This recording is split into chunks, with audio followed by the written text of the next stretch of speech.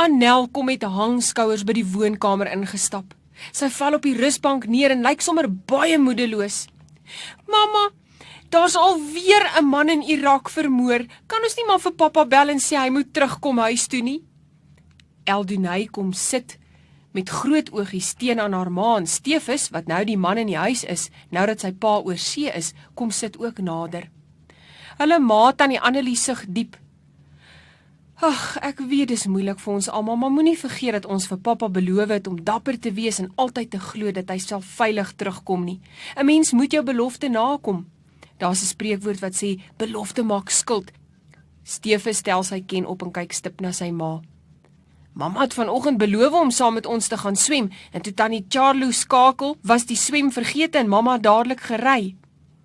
Ag, ek's vreeslik jammer, ek het skoon vergeet. Hoekom het julle my nie onthou toe ek teruggekom het van tannie Charlo af nie?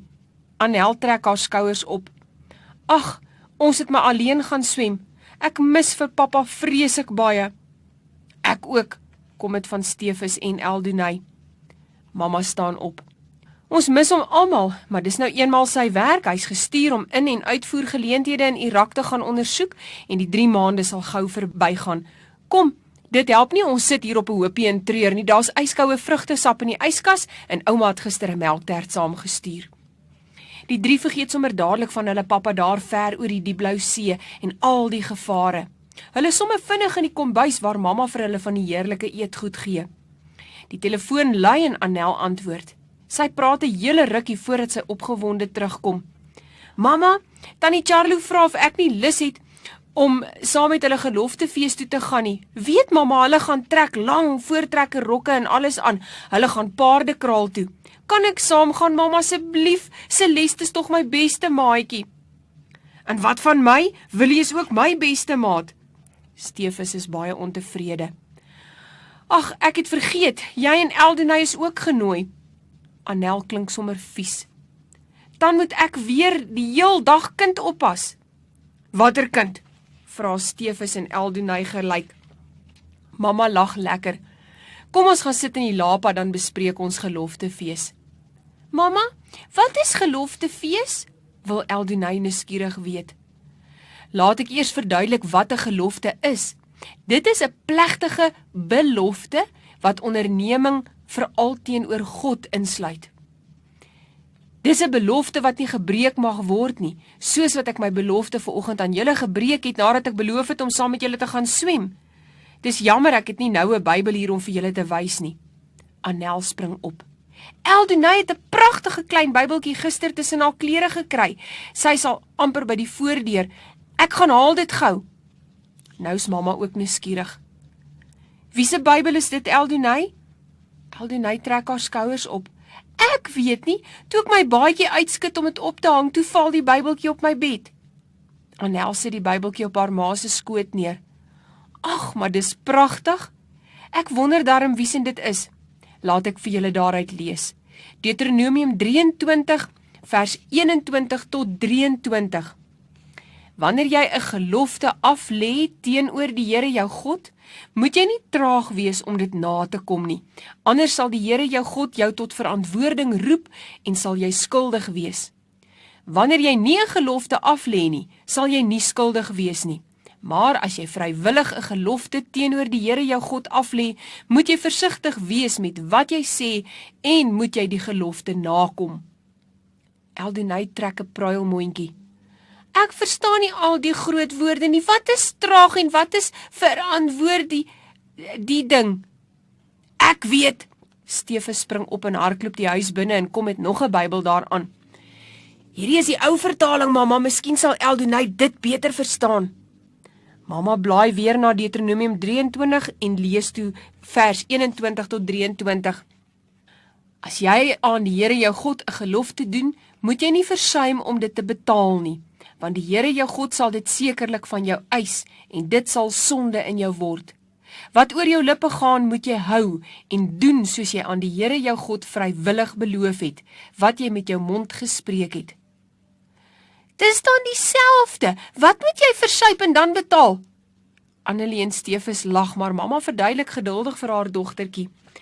Al wat dit beteken, my poppie, is dat wanneer jy iets vir die Here beloof, dan moet jy dit doen. Nie soos wat ek vanoggend my belofte aan julle om te gaan swem, sommer net vergeet het nie. Nou maar wat se gelofte is dit, mamma? Wil Annel weet. Dit is die gelofte wat elke aand van die 9de tot die 15de Desember 1838 by die aandgodsdiens afgelê is deur die kommando wat uitgetrek het om die vyande te gaan straf vir die moord op Piet Retief en sy manne. Hulle het 'n gelofte afgelê dat hulle dit tot in lengte van dae aan hulle kinders sal oordra, die dag as 'n Sondag sal eer en vir die Here 'n kerk sal bou. Het hulle dit toe nagekom, mamma? Mamma knik haar kop. Ja, hulle het. Die gelofte kerk is in Pietermaritzburg opgerig ter nakoming van die gelofte, afgelê in 1838 voor die slag van Bloedrivier en in 1911 herstel en ingerig as 'n voortrekkermuseum. Ek verstaan alweer nie die groot woordjies nie. Eldonay wil net huil toe mamma keer en weer verduidelik. Dis nie nodig dat my ou dogtertjie al die moeilike goed moet ken nie. Die mense wat die belofte gemaak het, moes vir hulle kinders vertel het, want hier vertel ek vir my kinders, 167 jaar later daarvan.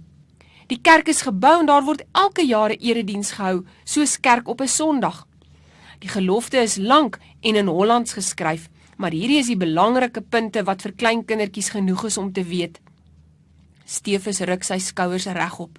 Ek is nie klein nie, mamma. Papa het gesê, ek is nou die man in die huis. Annel en Eldonay kan maar saam met Tannie Charlo gaan, ek bly by mamma. Ek wil ook nie saam gaan nie, daar's nie vir my 'n maatjie nie, en ons moet ons belofte aan papa nakom. Amma lag toe Eldonay die groot woorde in 'n belangrike stemmetjie sê. Mamma is baie trots. Hoor net hoe slim is my kind wat al volgende jaar grootskool toe gaan. Stefus, as Eldonay by my wil bly, sal ek dit baie waardeer en dan kan jy en Annel gerus gaan. Ons twee sal die erediens in die kerk bywoon en dan besluit wat ons daarna gaan doen. Mamma gee die een Bybel vir Stefus en die klein Bybeltjie vir Annel. Sy vryf met haar hand oor die leeromslag. Kan ek dit maar saamneem na die geloftefees toe, mamma? Mamma byt haar lip vir 'n oomblik vas. Jy kan seker, want ek het nie die vaagste idee aan wie dit behoort nie. Julle moet ook luister as julle hoor dat iemand daarna soek. Annel kyk hoopvol na haar ma. En as niemand daarna soekie, kan ek dit maar kry. Eldonay gaan staan voor Annel. Nee, ek het dit tussen my klere gekry. Wag nou, keer mamma. Kom ons vind eers uit wie sin dit is voordat julle daaroor beklei. Dink julle dis te laat om my belofte aan julle gestand te doen? Sy trek haar rok uit en het haar swemklere onderaan.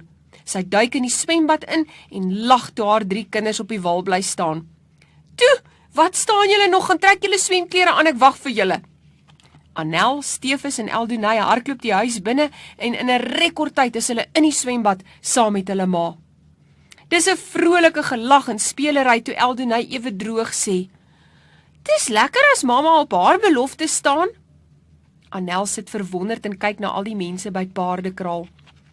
Tannie Charlo het vir hulle vertel dat die mense van oor die hele land gekom het vir die spesiale gedenkdiens. Party het pragtige voortrekker rokke aan, van die ooms het sulke driehoekserpe om hulle nekke soos die prentjies in haar pappa se geskiedenisboeke.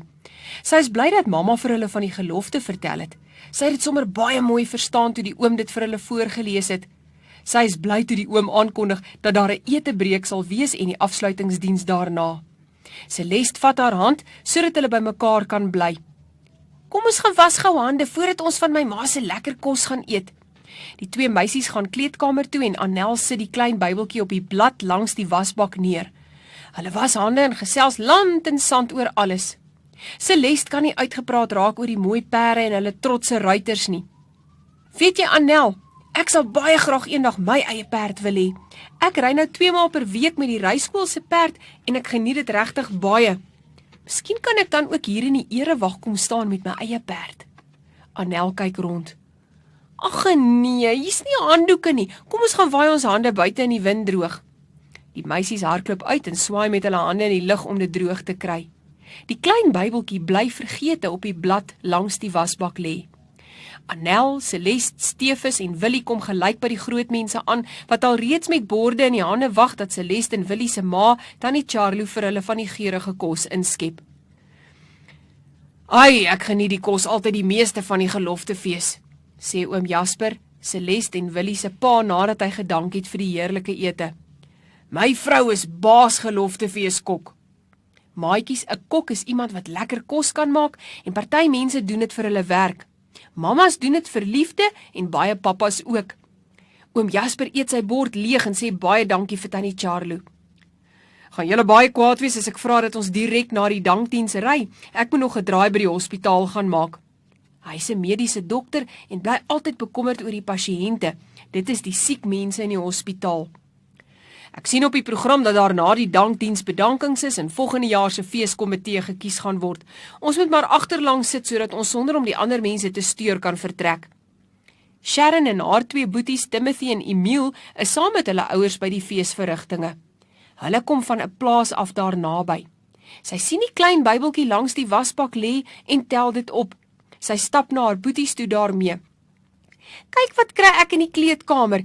Iemand moes dit hier vergeet het. Kom ons gee dit vir oom Etienne. Hy doen die afkondigings.